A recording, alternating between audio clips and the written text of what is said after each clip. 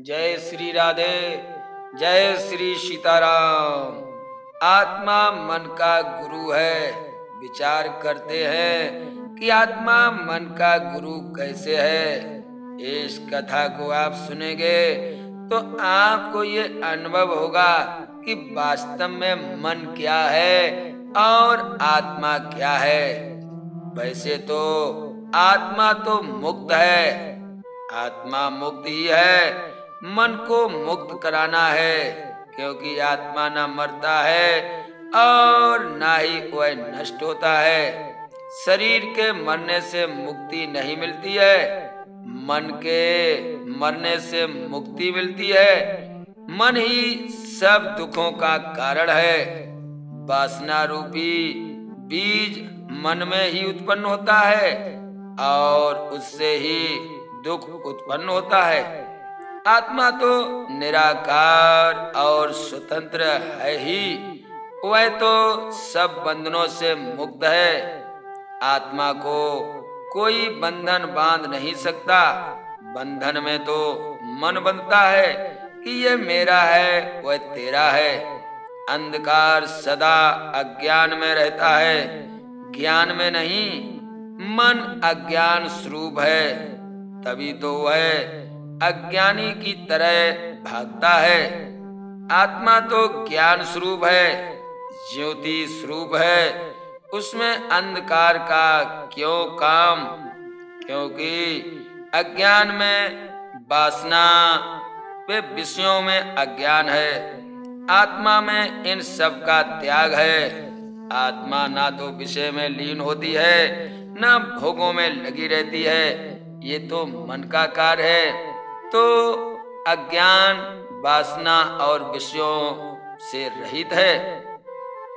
वह अज्ञान वासना और विषयों से ऊपर उठकर मन को चलाओ, मगर मन में ये रहेंगे तो वह हमको डुबो देंगे।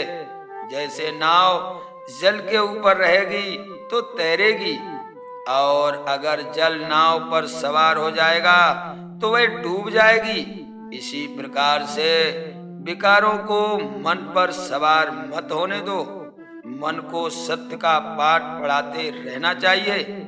भगवान ने तो जीवन देने के साथ ही मुक्त स्वरूप आत्मा देकर मुक्त कर दिया है, परंतु विकारी मन चंचलता के कारण मुक्ति का आनंद लेने नहीं देता है।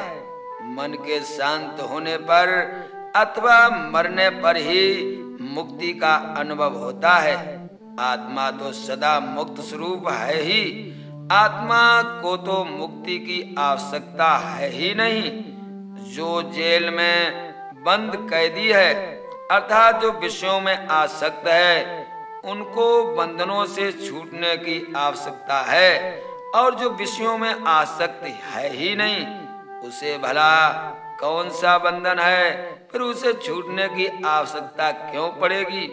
शरीर के मरने से मुक्ति नहीं मिलती है, मन के मरने से मुक्ति मिलती है। मन का विरोध ही मुक्ति है। आत्मा मुक्त स्वरूप है। मन जब आत्माकार हो जाता है तब वह मुक्ति को प्राप्त होता है। मन जब विषयों का चिंतन छोड़कर परमात्मा का चिंतन करता है तब वह मुक्ति को प्राप्त करता है। यह शरीर जो मन लिए बैठा है प्रथम नहीं है। इस मन ने अनेकों शरीर को चिता पर रखा है। अनेकों शरीरों की मृत्यु को इसने देखा है, मगर अगर ये मन अपनी वासनाओं को मार दे तो आज ही मुक्त है। अज्ञानी मन भोगी है। यह बिना शरीर के भोगों को भोग नहीं सकता।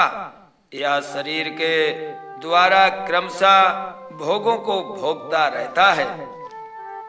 एक शरीर नष्ट हो जाने पर यह दूसरा शरीर धारण कर लेता है। यह है शरीर जीवात्मा के साथ जाता है। इसीलिए शरीर की अपेक्षा मन की अधिक चिंता करनी चाहिए। संसार के अन्य कार्य फिर भी हो सकते हैं, परंतु अज्ञानी मन को सुधारने का कार्य सबसे पहले करना चाहिए। जीवात्मा मृत्यु के समय शरीर को छोड़ जाता है, परंतु मन को अपने साथ ले जाता है। शरीर तो मरता है, परंतु मन को अपने साथ ले जाता है। शरीर तो मरता है, परंतु मन नहीं मरता। मन आत्मा में सामने पर मरकर मोक्ष प्राप्त स्वरूप हो जाता है। विषयों की ओर दौड़ता हुआ मन नहीं मरता है। परमात्मा की तरफ लगा हुआ मन मिटकर मोक्ष स्वरूप हो जाता है। जिसका मन विषयों में लग गया, वह मन विषयकारी होकर अनेकानेक प्रकार के शरीरों को धारण करता है, और जिसका मन परमात्मा स्वरूप में लग गया, फिर वह जीवात्मा के साथ मुक्त हो जाता है। जब तक मन गुरु है, तब तक वह मनमानी करता रहता है। आत्मा महान ज्ञान स्वरूप है। मन को शिष्य बनाकर आत्मा के अधीन कर देना चाहिए। जिसका आत्मा गुरु है, उसका उद्धार निश्चित है। आत्मा सब योगियों का योगी और सब तपस्वियों का तप है।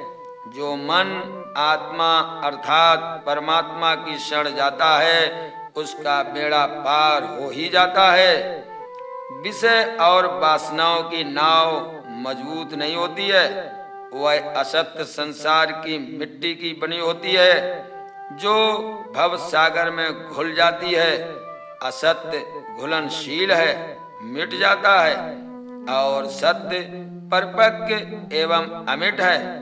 मन को मुक्त कराना है तो आत्मा को गुरु बनाना होगा। जो स्वयं स्वतंत्र है, वही दूसरे को स्वतंत्र कर सकता है, और आत्मा स्वतंत्र और मुक्त स्वरूप है। उसके संग में ही मन स्वतंत्र हो सकता है। वैसे मन की स्वतंत्रता बहुत ही मुश्किल है, क्योंकि मन हमें एक जगह पर रहने नहीं देता।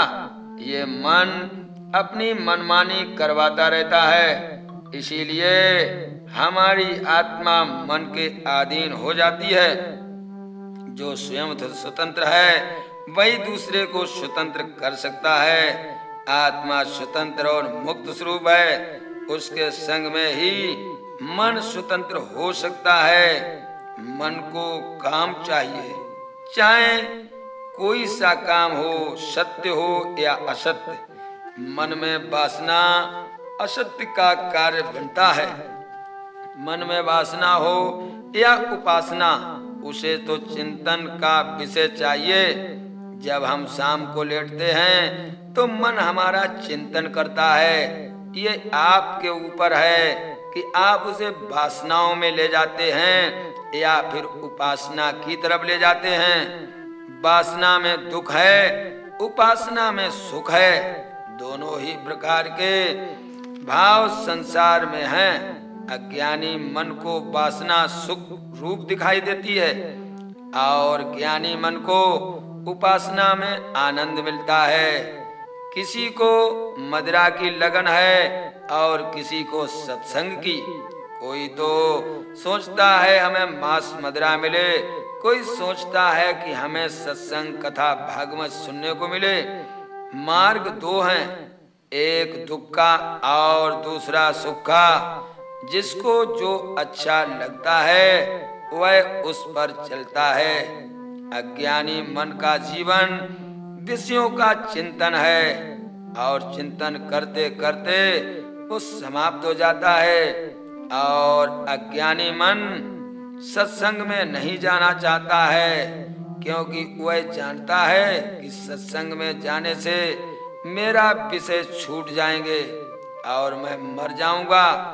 मन को तो कोई एक आधार चाहिए, चाहे विषयों का चिंतन हो या चाहे परमात्मा का। जिसे शांति की अभिलाषा हो, उसको धीरे धीरे विषयों से मन को हटाकर परमात्मा की ओर लगाना चाहिए। मन बड़ा लोभी होता है, उसको जहां पर लगाना चाहो वहीं पर लग जाता है, विषयों में विषयी हो जाता है और परमात्मा में निराकार बन जाता है। वैसे मन की कोई अपनी सत्ता नहीं है। मन तो विचार है, संस्कार और कर्मों के अनुसार चलता है। शरीर के मंदिर में जाने से शांति नहीं मिल सकती। जब मन मंदिर में जाता है तभी वास्तविक शांति मिलती है। 11 इंद्रियों सहित मन जब भगवान को प्रणाम करता है तब भगवान प्रसन्न होते हैं। शरीर को घर से बाहर निकालकर यात्राएं करने से मन बस में नहीं होता है, बल्कि मन से विषयों को बाहर निकाल देने पर मन बस में हो जाता है।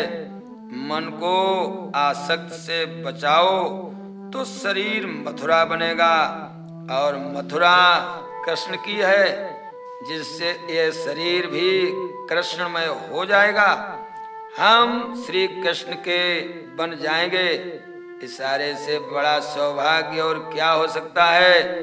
शरीर कहीं भी हो परंतु मन को भेजो, मथुरा काशी आदि तीर्थों में भेजो, जिससे आनंद की प्राप्ति हो। गीता में भगवान ने कहा है कि ये मन स्थिर न रहने वाला चंचल जिन जिन विषयों में यह विचरता है उस विषयों से रोककर अर्थात मन को वहां से हटाकर परमात्मा में लगाना चाहिए, क्योंकि शांत मन ही पाप से रहित होता है। जिस मन का रजोगुण शांत हो जाता है उस योगी को उत्तम आनंद एवं परमात्मा की प्राप्ति होती है। वह पाप रहित योगी अपने आत्मा को परमात्मा में लगा देता है। वह परमात्मा में लीन रहता है, सुखपूर्वक परमात्मा का आनंद अनुभव करता है। अज्ञान मन बड़ा ही अस्थिर और चंचल होता है, वह सहज में ही बस में नहीं होता। साधक इसको बड़े प्रयत्नों से परमात्मा में लगाता है। साधक को सावधान रहना चाहिए, क्योंकि ये क्षण भर में भाग जाता है। जरा सा मौका पाते हुए वह जल्दी भाग जाता है। परमात्मा को छोड़कर विषयों में भाग जाना ही इसका अज्ञान है। अज्ञान ही अंधकार है और अंधकार में भटकाव है। परमात्मा में प्रकाश है। प्रकाश में पहुंचकर अंधकार का भय नहीं रहता है। साधक को चाहिए कि वह अपने मन को बार बार विषयों से हटाकर परमात्मा में लगाएं। अज्ञानी मन चाहे कितनी भी खुशामद की उसको विषयों की ओर नहीं जाने देना चाहिए। मन का विषयों से हटाकर परमात्मा में लगाना चाहिए। मन अज्ञान और वैराग्य के प्रभाव से विषयों का चिंतन और चंचलता को छोड़ देता है।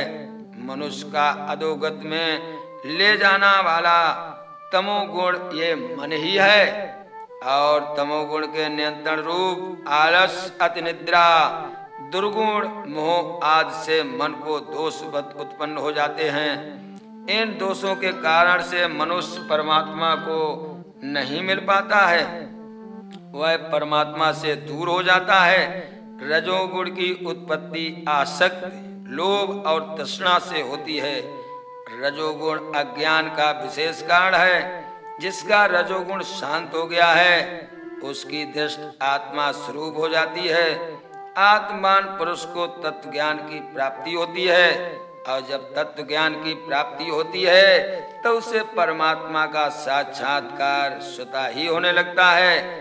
और जब परमात्मा हृदय में वास करते हैं और उनकी मंगलमय मूर्ति का ध्यान जब हम करते हैं तब भक्तजनों हमें प्रसन्नता होती है और सर्व सुख प्राप्त होते हैं। तो आप भी अपने मन को हटाकर और परमात्मा में लगाने की कोशिश करें। एक न एक दिन वो भाव भक्ति में अवश्य लगेगा और हमारा जीवन धन्य हो जाएगा। जय श्री राधे। जय श्री कृष्ण।